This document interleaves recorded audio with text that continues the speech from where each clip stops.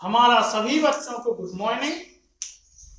हम पढ़ रहे हैं एमपी बोर्ड क्लास 10th का मैथ, जिसमें हम लोग कल तक 3.3 के पहले के एवं दूसरा सवाल पढ़ चुके थे। आज तीसरा सवाल होना है। 3.3 में जो विधि है उसका नाम है प्रतिस्थापन। प्रतिस्थापन विधि हम समझा चुके थे आप लोगों को, शायद आप लोगों को आनी भी लगी होगी।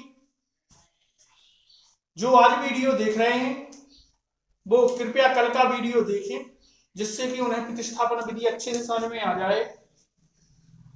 प्रतिस्थापन विधि जो तीसरा सवाल है, तीसरे सवाल में निम्न समस्याओं में रैखिक समीकरण युग्म बनाइए और उनके हल प्रतिस्थापन विधि द्वारा कीजिए। आपको यहाँ पे सवाल भाषाई टाइप में मिलेंगे। अभी आपको जो सवाल मिल रहे थे वो समीकरण रूप में मिल रहे थे, लेकिन अब जो सवाल मिलेंगे तीसरे में वो सवाल है भाषाई आधार पर। उन भाषा को आपको पढ़ के आपको समीकरण बनाना है और समीकरण बनने के बाद आपको उसको प्रतिस्थापन विधि से हल करना है। हम आपको बताते हैं। तीसरा सवाल है,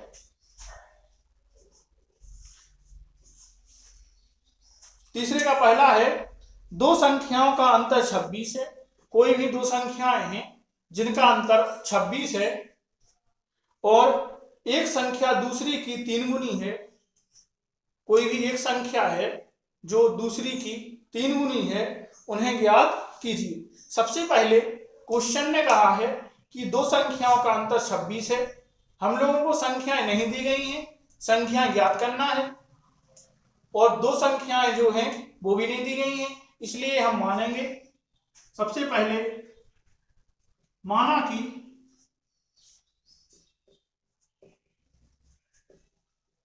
दो संख्याएं x व y है। सबसे पहले दो संख्याएं मान लेंगे, जिसमें से एक मानेंगे x और दूसरी संख्या मानेंगे y। पहली संख्या हो गई x, दूसरी हो गई है y। इन्होंने आपसे कहा है कि दो संख्याओं का अंतर 26 है। माने जी दोनों संख्याएं जो है यहाँ पे प्रश्नानुसार चलेंगे। क्वेश्चन ने आपको कहा है कि दो संख्याओं का अंतर कितना है, 26। मतलब कि जो x और y है इन दोनों का अंतर कितना है, 26। तो x माइनस y इन दोनों का अंतर बराबर कितना है, 26। अब आपको पहला x दूसरा y बराबर अंक, मतलब कि आपको जो समीकरण प्राप्त हो गया है, तो इसको एक समीकरण मान लेंगे। समीकरण पहला बन ही गया है। आगे उन्होंने कहा है कि एक संख्या दूसरी की 3 गुनी है। मतलब कि जो दूसरे पुनः प्रश्नानुसार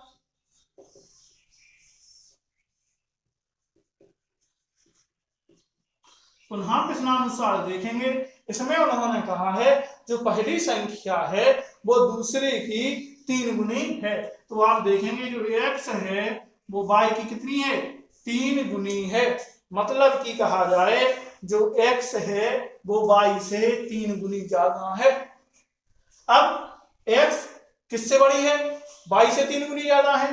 तो इसमें या तो बराबर करने के लिए आप या तो x में 3 का भाग दे सकते हैं या y में 3 का गुणा कर सकते हैं, क्योंकि j जो है वो उससे इससे 3 गुनी ज्यादा है।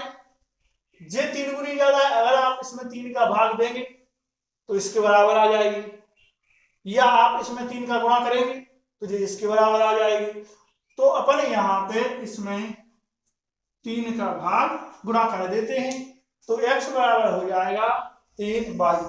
आपको यहाँ पे x बराबर मान प्राप्त हो गया है कितना, 3y। इसको समीकरण 2 मान लेंगे। अब यहाँ पे आप एक काम कर सकते हैं, या तो इसको इस साइड ला के बराबर में 0 मान के समीकरण 2 मान सकते हैं, या आप देखते हैं जो प्रतिस्थापन विधि है उसमें एक रूल्स है कि जो समीकरण तीसरा बनता है उस तीसरे समीकरण में आपको x या y का मान प्राप्त हो जाता है। वो मान उठा के हम लोग समीकरण दूसरे में रखते हैं।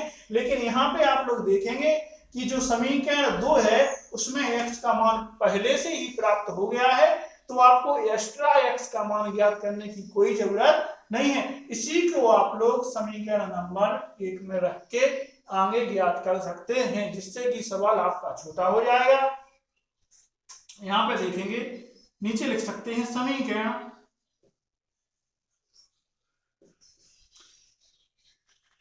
1 में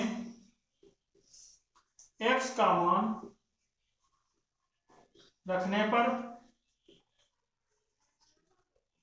समीकरण 1 में x का मान रखने पर समीकरण आपका एक है x माइनस वाई बराबर 26। यहाँ पे x का मान रखेंगे, x की जगह 3y माइनस वाई बराबर 26। अब यहाँ पे आप लोग देखेंगे कि यहाँ पे है 3y, यहाँ पे है माइनस वाई, तो 3y में से y अपन घटाएंगे तो यहाँ पे बचेगी 2y बराबर 26। यहाँ पे आपका मान जो निकला है वो 2y बराबर 26 निकला है, और आगे चल के अपन निकालेंगे y बराबर 26/2। आप जानते ही हैं कि जब भी कोई संख्या गुणा में है, बराबर के इस साइड जाएगी तो भाग में हो जाएगी। तो यहाँ पे संख्या भाग में हो गई है, यहाँ पे भाग दे देंगे, 2 एकम 2, 2 की 6, मतलब कि y बराबर आपका आंसर आ गया 13। तो y का मान आपका निकल आया है 13। तो y का मान आप लोग समीकरण इसमें रख सकते हैं, 1 में या 2 में। तो y का मान आप समीकरण 2 में रख सकते हैं, जिससे कि उन्होंने कहा था आपसे कि दो संख्याओं का जो अंतर है वो 26 है। तो समीकरण 2 में y का मान रखेंगे तो एक संख्या तो 13 है ही, दूसरी जब यहाँ पे 3 गुनी हो जाएगी तो उसका अंतर होगा 26। y का मान समीकरण 2 में रखने पर, y का मान समीकरण 2 में रखेंगे। समीकरण 2 है x बराबर 3y, तो यहाँ पे देखेंगे x बराबर 3 गुणा 13, तो x बराबर 13 3 39। तो x का मान निकल आया है 39 या 39। तो आप लोग नीचे लिख सकते हैं x बराबर 39, y बराबर 13, इनका अंतर निकालेंगे तो 26 ही आएगा, मतलब कि आंसर सही है। नीचे आप लोग कह सकते हैं पहली संख्या 39, दूसरी संख्या 13, दोनों संख्याएं आपकी ज्ञात हो गई हैं। तो तीसरे का पहला सवाल यहाँ पे हो गया है, जिसमें कि आपको ज्ञात करना था दोनों संख्याएं। बिल्कुल इजी सवाल हैं।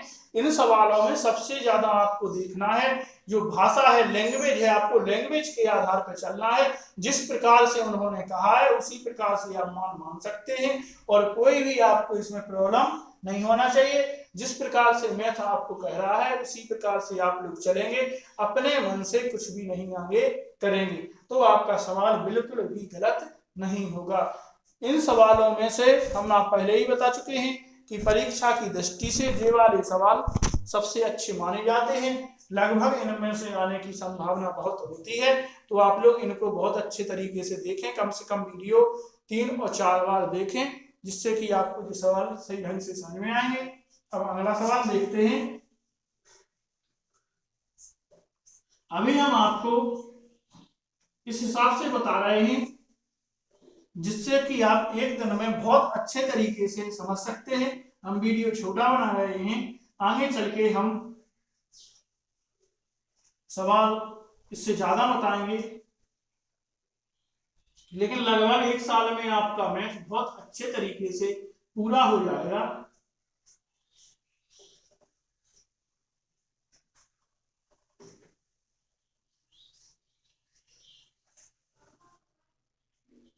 हाँ, तीसरे का दूसरा सवाल है।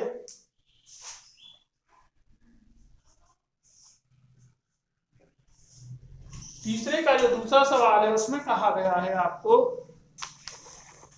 कि दो संपूरक कोणों में बड़ा कोण छोटे कोण से 18 डिग्री अधिक है। अब कोणों की बात हो गई है, उन्होंने सबसे पहले कहा है कि दो संपूरक कोणों में बड़ा कोण छोटे कोण से 18 डिग्री अधिक है उन्हें ज्ञात कीजिए। बात यहाँ पे वो कह रहे हैं कि जो बड़ा कोण है वो छोटे कोण से कितना है, 18 डिग्री अधिक है। तो यहाँ पे अपन दो कोण मानेंगे। सबसे पहले आप कोण मानेंगे जिससे कि आपको जो बड़ा कोण और छोटा कोण पता चल सके। इसमें मानेंगे, माना कि दो कोण x व y है। दो कोण हमने मान लिए x व y। अब चलेंगे प्रश्नानुसार।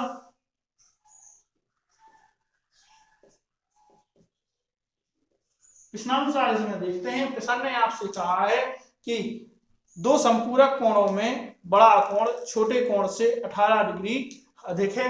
तो जो बड़ा कोण है वो छोटे कोण से 18 डिग्री अधिक है। पिछले सवाल की ऐसा करेंगे x बराबर y। यहाँ पे देखेंगे ये वाला x वाला जो कोण है वो y वाले कोण से 18 डिग्री अधिक है। मतलब कि इसमें 18 ऐड करने पड़ेंगे क्योंकि अगर ये वाला इससे जो x है वो y से 18 डिग्री ज्यादा है और बराबर करना पड़ेगा। तो इस y में 18 ऐड कर देंगे जिससे कि दोनों कोण बराबर हो जाएंगे। तो यहाँ पे जो बताया है उसने 18 डिग्री अधिक है। आगे कहा है उसने कि दोनों कोण ज्ञात कीजिए। तो इससे समीकरण एक निकाल लेंगे। आपको समीकरण का पता ही है, x जो 22 साइड आएगा माइनस का y हो जाएगा बराबर 18 है। इसको समीकरण एक मान लेंगे। समीकरण एक प्राप्त हो गया है। दूसरा समीकरण आपको खुद बताना है। तो सबसे उन्होंने कोण की बात कही थी, कोण में कहा है दो संपूरक कोण। तो यहाँ पे आप जानते हैं कि दो संपूरक कोणों का जो योग होता है वो 180 होता है। तो यहाँ पे हम लिख सकते हैं, हम जानते हैं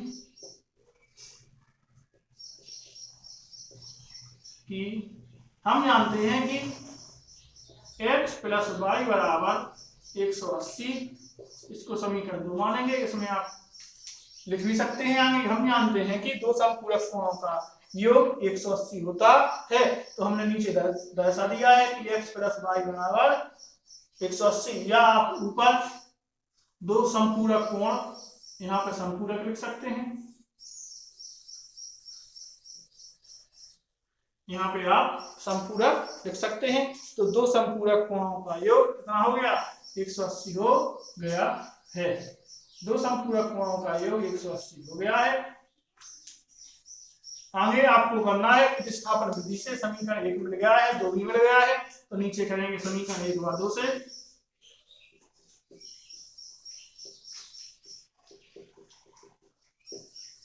समीकरण 1 व 2 से, समीकरण 1 व 2 पहले नोट कर लें। x माइनस वाई बराबर 18। दूसरा है x प्लस वाई बराबर 180। समीकरण 1 से चलेंगे। समीकरण 1 से, समीकरण 1 है x माइनस वाई बराबर 18। यहाँ पे x बराबर निकलेगा 18 प्लस वाई। समीकरण नंबर इसको 3 मान लेंगे। समीकरण जो 3 होगा इसका मान समीकरण 2 में रखेंगे।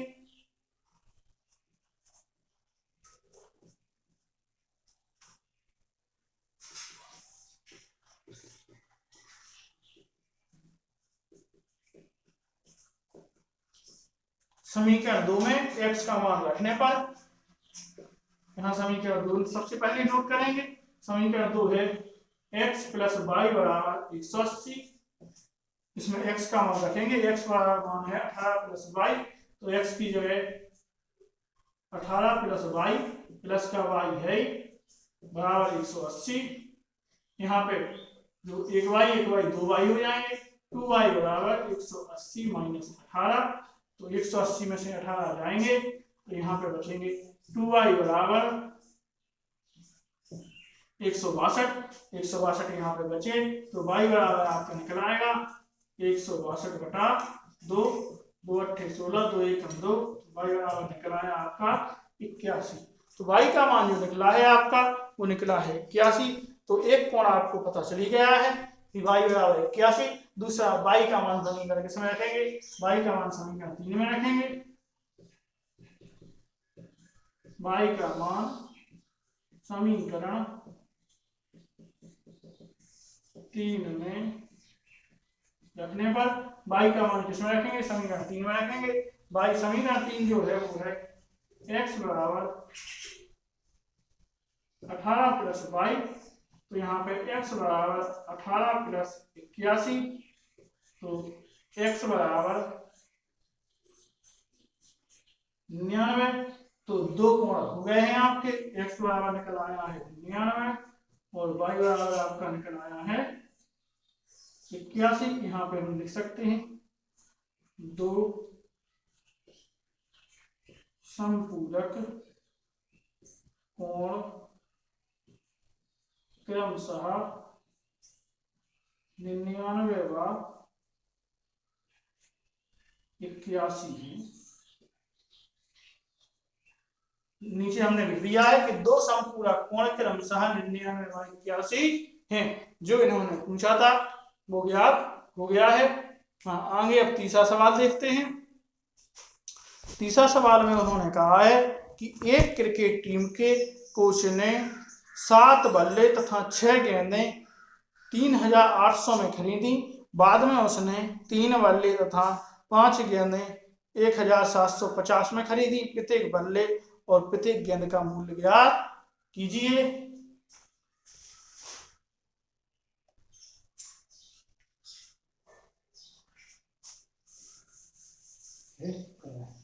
अगला सवाल देखेंगे।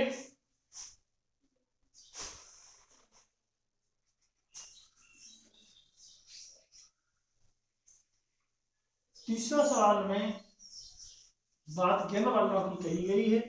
आप पहले एक सवाल इसी प्रकार से पढ़ चुके हैं।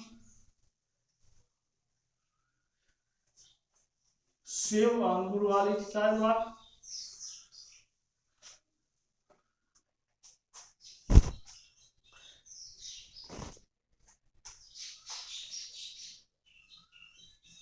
तीसरा सवाल है, एक क्रिकेट टीम के कोच ने 8 बल्ले तथा 6 गेंदें 3800 रुपये में खरीदी। सबसे पहले बात की गई है आपको बल्ला और गेंद की। तो सबसे पहले लिखेंगे माना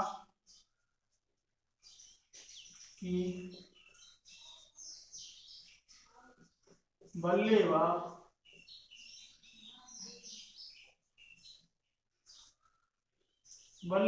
गेंद का मूल्य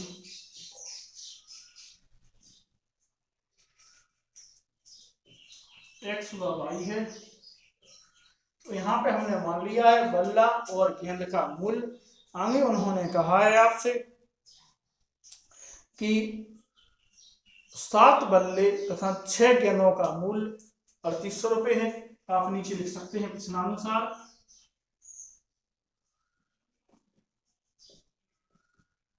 प्रश्न के अनुसार देखेंगे, प्रश्न ने कहा है 7 बल्ले व 6 गेंदें। तो 7 बल्ले व 6 गेंदें हैं, तो 7 बल्ला का मूल्य है x, गेंद का मूल्य है y।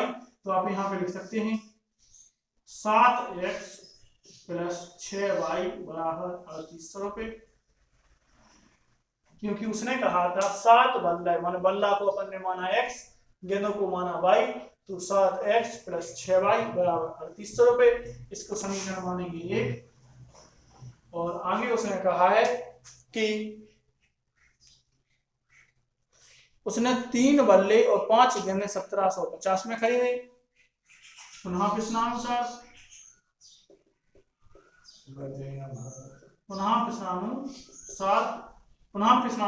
है कि उसने 3 बल्ला और 5 गेंदें, तो 3x प्लस 5y बराबर 1750। समीकरण इसको मानेंगे 2। अब समीकरण 1 व 2 से, समीकरण 1 व 2 से, समीकरण 1 व 2 में देखेंगे। सबसे पहले एक समीकरण है 7x प्लस 6y बराबर 3800। दूसरा समीकरण जो है 3x प्लस 5y बराबर 1750। समीकरण 2 है। आप लोग समीकरण 1 व 2 को प्रतिस्थापित करके आगे हल कर सकते हैं।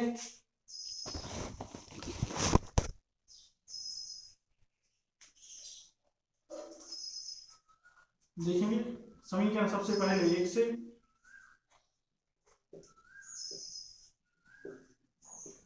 समीकरण 1 से चलेंगे तो 7x प्लस 6y बराबर 3800। इसमें इसको इस साइड भेजेंगे y वाले को। 7x बराबर 3800 प्लस 3800 माइनस 6y, जो 7 है वो नीचे जाएगा क्योंकि ये गुणा में है, तो x बराबर 3800 माइनस 6y बटा 7। इसको मान लेंगे समीकरण 3। आपको प्राप्त हो गया है समीकरण 3। और यहाँ पे आप समीकरण 3 में जो समीकरण 3 है उसका मान समीकरण 2 में रखेंगे तो लिख सकते हैं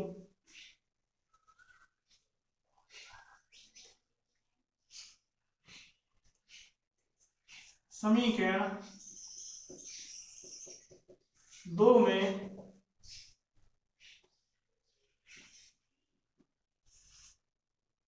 x का मान रखने पर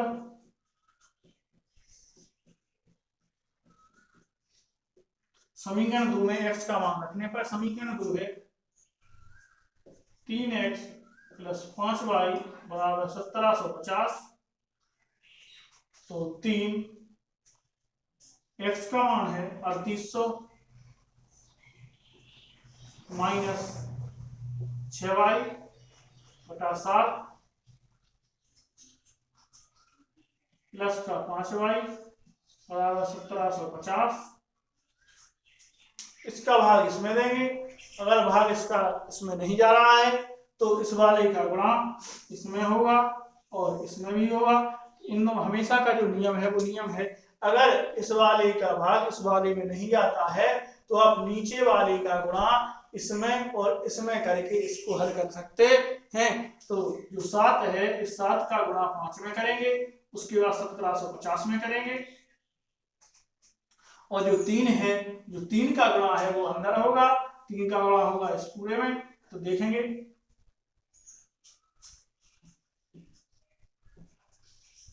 8 × 24 हासिल 2, 9 × 2 = 11, 11400 माइनस 6 × 3 = 18y प्लस 7 × 35y बराबर 0 का 0, 7 × 35 5 हासिल 3, 7 × 7 = 49 और 3 49 और 3 52 हासिल 5 60 5 12, तो 12250 आया यहाँ पे।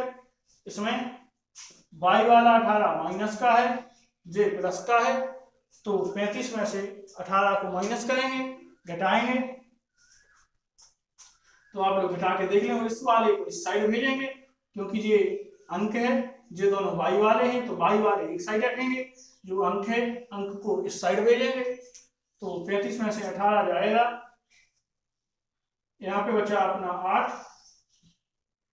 7, यहाँ पे बचा 1, तो y बराबर 17, तो 17y, यहाँ पे इसको 12 250 माइनस 11 4 इसमें से इसको माइनस करेंगे, 17y बराबर 0 5 8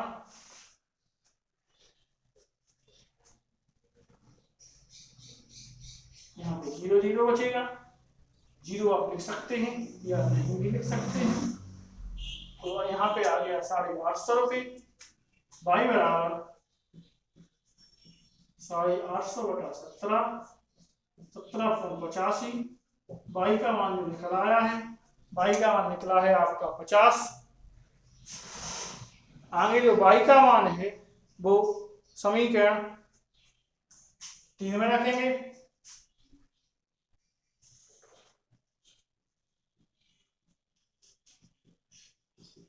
समीकरण 3 में